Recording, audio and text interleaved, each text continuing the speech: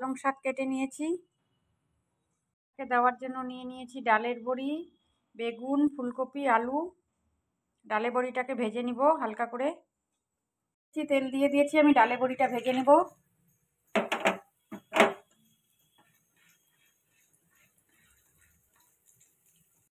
ডালে বড়িটা ভাজা হয়ে গেছে, নামিয়ে নিব। দিয়ে দিব তেল, পাঁচফোড়ন দিয়ে দিচ্ছি,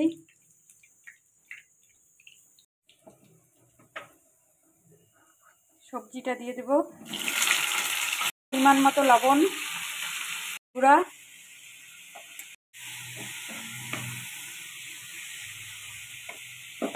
দিয়ে দিচ্ছি 3-4টা কাঁচা লঙ্কা,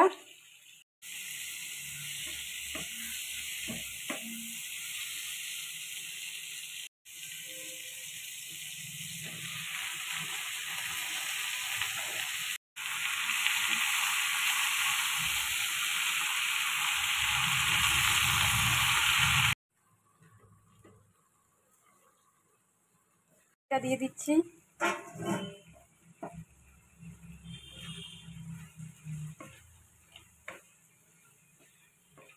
দিচ্ছি সামান্য পরিমাণ জিরার গুঁড়া পালং শাকটায়,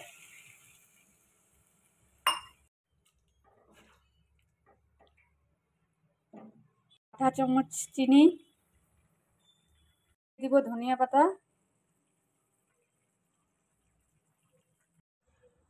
পালং শাকটা হয়ে গেছে, আমি একটা ডিশে নামিয়ে নিয়েছি।